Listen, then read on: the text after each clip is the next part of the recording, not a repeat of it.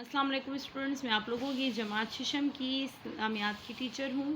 آج میں آپ لوگوں کو نیا سبق شروع کروا رہی ہوں جس کا نام ہے زکوٰۃ۔ آپ لوگ میرے ساتھ کتاب میں صفحہ نمبر 19 پہ دیکھیں۔ مفہوم ہے زکوٰۃ کے لغوی معنی ہے پاک کرنا۔ زکوٰۃ کے لغوی معنی ہے پاک کرنا۔ شریعت کی اصطلاح میں زکوٰۃ مال کے ایک خاص حصے کو کہتے ہیں۔ شریعت کی اصطلاح میں زکوٰۃ مال کے ایک خاص حصے کو کہتے ہیں جس کو اللہ تعالیٰ کے حکم کے موافق محتاجوں کو دے کر انہیں مالک بنا دیا جاتا ہے۔ جس کو اللہ تعالیٰ کے حکم کے موافق محتاجوں کو دے کر انہیں مالک بنا دیا جاتا ہے، یعنی جو امیر شخص ہیں، جو مالدار لوگ ہیں، وہ اپنے مال میں سے تھوڑے سے پیسے یعنی کچھ حصہ شریعت کے مطابق کچھ حصہ وہ الگ کر کے غریبوں کو دے دیتے ہیں اور غریبوں کو ان پیسوں کا مالک بنا دیتے ہیں، یعنی ان کو دے دیتے ہیں کہ آپ لوگوں کی مرضی، آپ اس کو جہاں بھی خرچ کریں۔ تو اس کو کیا کہتے ہیں؟ زکوٰۃ کہتے ہیں، اور اس کے جو لغوی معنی ہے اس کا مطلب ہے پاک کرنا۔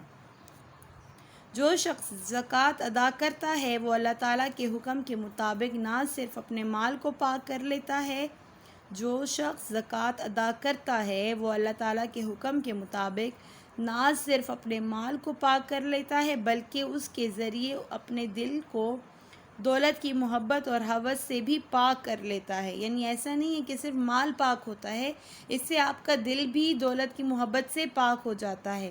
اس طرح وہ مال دولت کے مقابلے میں اللہ تعالیٰ کی محبت کو اپنے دل میں جگہ دیتا ہے۔ اس طرح وہ مال و دولت کے مقابلے میں اللہ تعالیٰ کی محبت کو اپنے دل میں جگہ دیتا ہے۔ جب وہ زکوٰۃ ادا کرتا ہے، اس کا مال پاک ہوتا ہے، اس کے دل سے دولت کی محبت ختم ہوتی ہے اور اسی جگہ پہ اللہ کی محبت آ جاتی ہے۔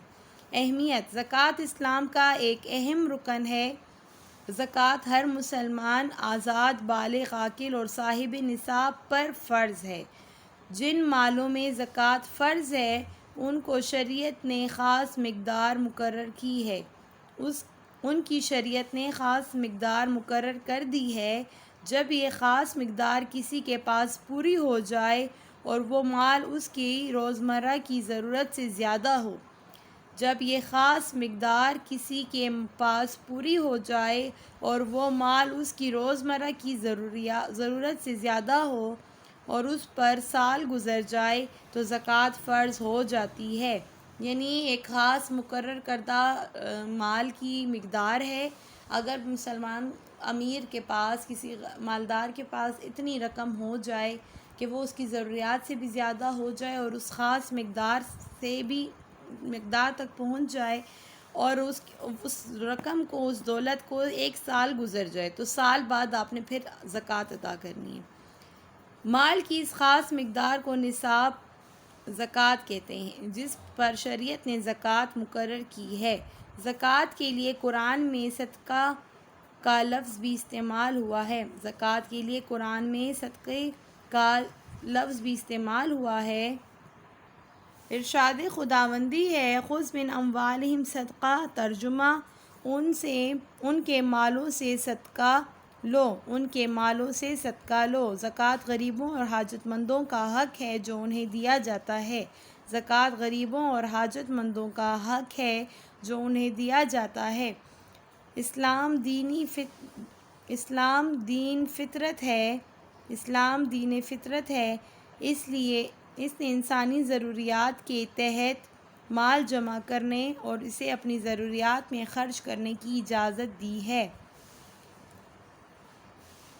اس نے انسانی ضروریات کے تحت مال جمع کرنے اور اسے اپنی ضروریات میں خرچ کرنے کی اجازت دی ہے۔ اللہ تعالیٰ نے یہ حکم نہیں دیا کہ اپنی ضروریات سے جو زائد ہو وہ سب اس کی راہ میں خرچ کیا جائے۔ یعنی ایسا نہیں ہے کہ ایک انسان کے پاس پیسے بہت ہیں تو اللہ تعالیٰ نے ایسا حکم نہیں دیا کہ بس تم اپنی ضروریات کے علاوہ جتنا تمہارے پاس ہے سارا خرچ کر دو۔ ایسا نہیں ہے، کچھ خاص مقرر کردہ حصہ ہے، یعنی کچھ، سارا نہیں۔ ایسا نہیں ہے کہ آپ اپنے لیے جمع نہ کریں اور بس سارا اللہ کی راہ میں دے دیں، نہیں، اپنے لیے بھی رکھیں اور کچھ خاص مقدار جو مقرر کی ہوئی ہے وہ ادا کریں۔ اللہ تعالیٰ نے یہ حکم نہیں دیا کہ اپنی ضروریات سے جو زائد ہو یعنی زیادہ ہو وہ سب اس کی راہ میں خرچ کیا جائے۔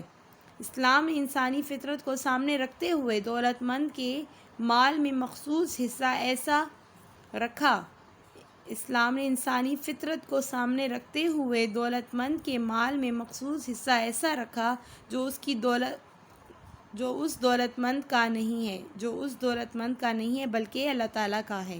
یہ حصہ اس کے ضرورت مند بندوں پر صرف ہونا چاہیے یعنی خرچ ہونا چاہیے۔ اس لیے اگر دولت مند اپنے مصرف میں لاتا ہے اگر دولت مند اپنے مصرف میں لاتا ہے تو وہ در حقیقت ضرورت مندوں اور فقیروں کا حصہ غصب